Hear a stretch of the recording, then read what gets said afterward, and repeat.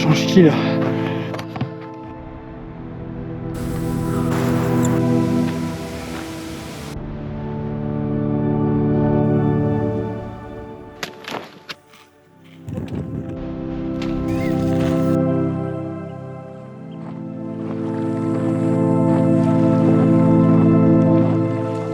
Allez, c'est parti, jour 1.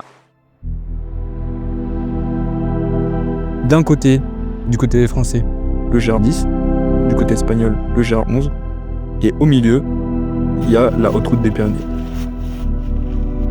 C'est un itinéraire qui essaye de rester le plus haut en altitude, tout en reliant l'Atlantique, la Méditerranée, ou inversement, et qui fait environ 750 km.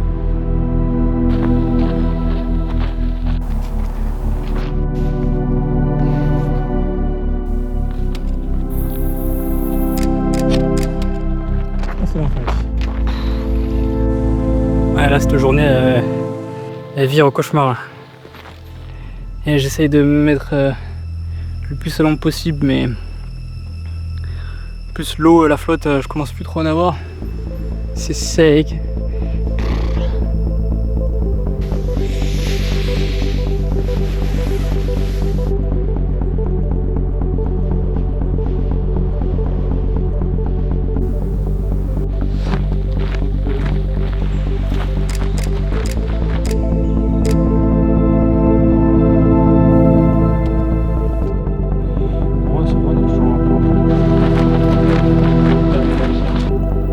Il est 7h30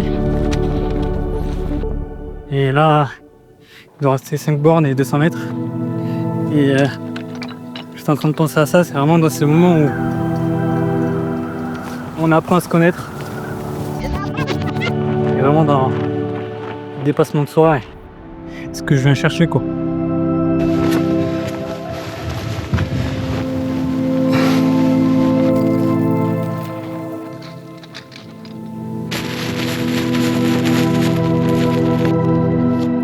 C'est un projet qui m'est venu à l'idée après avoir réalisé un trek l'été dernier dans les Écrins. Pour la tête, j'avais envie en fait de découvrir, de m'immerger dans la longue distance, d'apprendre à connaître encore plus mon corps, mon mental. Il y a aussi le côté défi puisque c'est vraiment s'immerger sur cette trace mythique qu'ont ouvert les pionniers. Ouais, on descend le col de Litrol. Il est juste derrière là.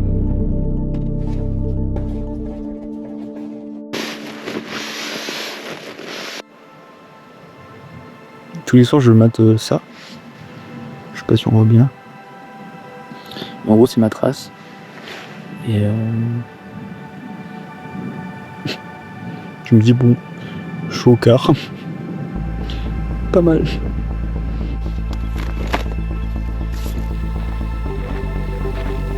Quand on repense à l'origine de cet itinéraire et des deux personnes, des deux pionniers qui l'ont façonné, Joseph Riba et Georges Verron, on pense vraiment à deux personnes qui sont engagées sur un sentier loin de tout ravitaillement. Et ça forcément, ça force le respect, c'est très inspirant. Et c'est ce qui pousse à s'engager sur ce genre de route sauvage, isolée.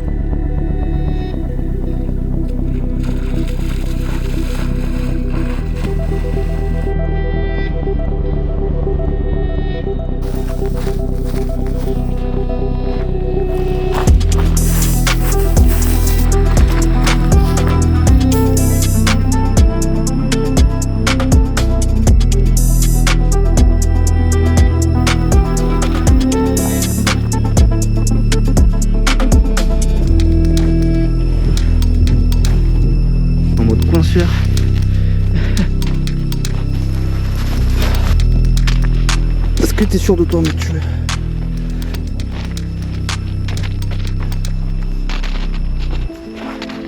Bon, on est arrivé dans cette petite cabane qui fait bien le taf.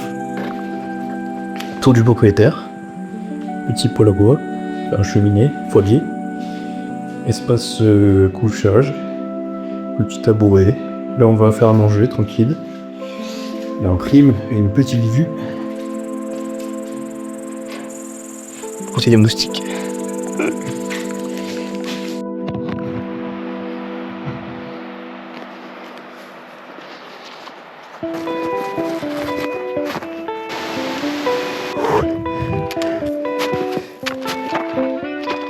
Bon, il est tout doux, hein, parce que là, ça rigole pas. Voilà, je me suis mis en mode homme des cavernes. Sous un caillou, même si c'est pas très conseillé. Hein. Bon, ça fait 20-25 minutes que je suis sous le caillou là. Je sais pas trop ce que je fais, ça s'est un peu calmé. Mais des gros grêlons, je sais pas si je sors.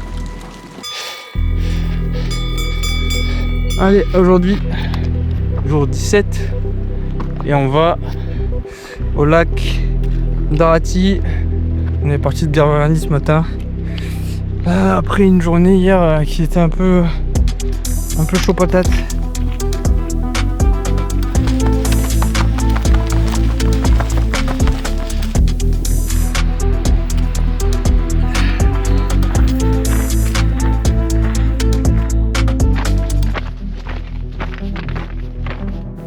Je dirais que ma traversée, pour parler plutôt de mon découpage, elle est pas tellement dans l'esprit des pionniers puisque j'ai pas tellement respecté le découpage initial du topo guide.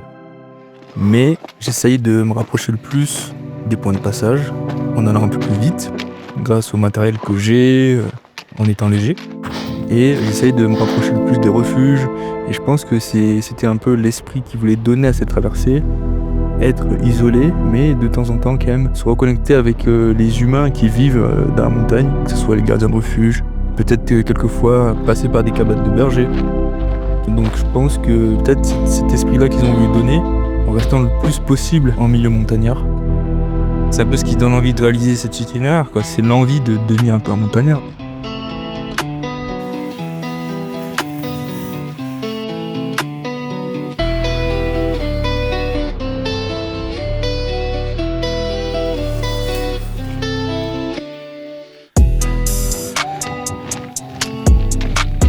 Tous les jours, il faut se motiver. Chaque réveil, que ce soit sous la pluie, sous le vent, quand il fait beau, bah, il faut y aller, quoi. Il faut se dire, ce soir, ok, je me pique cet objectif et je me dis que je l'atteins, quoi.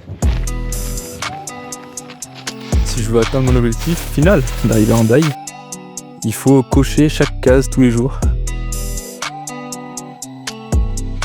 Beaucoup de personnes pensent qu'en marchant vite, en faisant 30 ou 40 km par jour, on prend pas son temps, on bâcle les étapes, mais bon, en tout cas, je fais des pauses, je m'arrête quand je veux.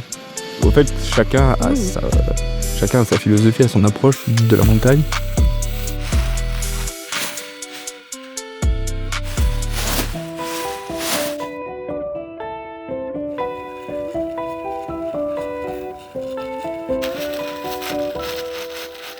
Quand tu es seul, tu prends toutes les émotions.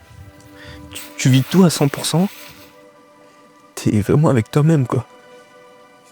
Et t'es... Je sais pas, quoi, t'es pas...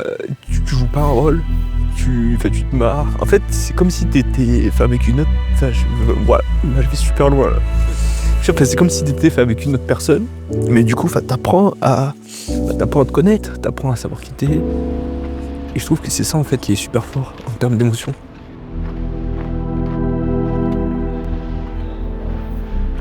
Il y a des moments où t'as peur, c'est sûr. Là, t'es seul. T'as la peur entre guillemets à 100%. Il y a des moments où t'es trop content à 100%. Tu vois, tu vis tout, tu prends tout en fait. Et pour moi, c'est la première fois où je prends des claques, quoi. Genre tous les jours, je prends des claques. Tu vois.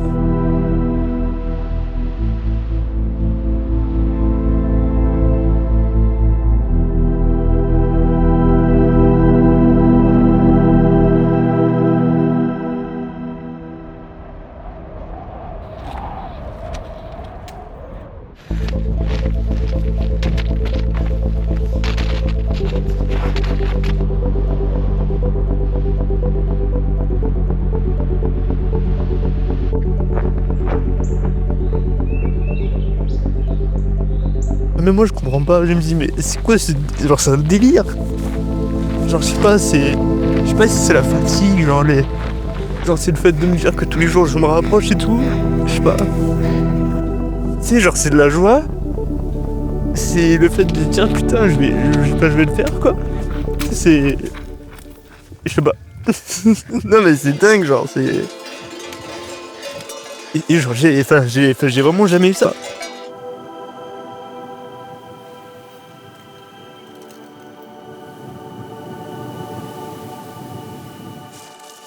Tu sais, je suis tout le temps d'ici là à me dire bah c'est pas grave, si je vais continuer et tout. Je vais trouver des solutions. Et là en fait je pense que c'est plutôt le fait de dire putain mais je vais faire ça quoi. C'est ouf. Elle est belle, cette aiguille. Dans sa paire.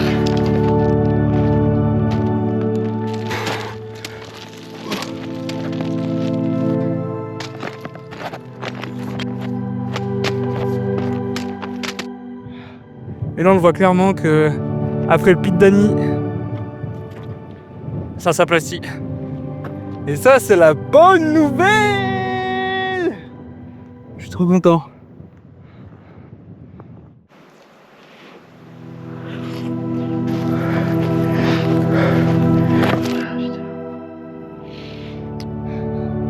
Attends, c'est pas dur mais je sais pas, j'ai faim, j'ai soif.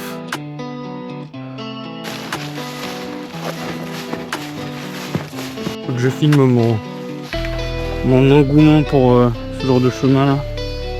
Qu'est-ce que je me fais chier là. Ah putain. Allez Mathieu. Allez. Voilà, les derniers jours là ils sont compliqués. Vraiment jusqu'au bout. Hein. Jusqu'au bout. Ah, les derniers jours. Je suis comme un gosse. Il est là. L'océan. Il m'attend. Il reste 3 km.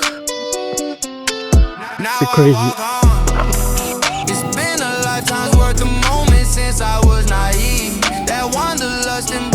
Bon ben voilà. C'est HRP, c'est terminé. Et c'est ouf quoi. C'est complètement dingue.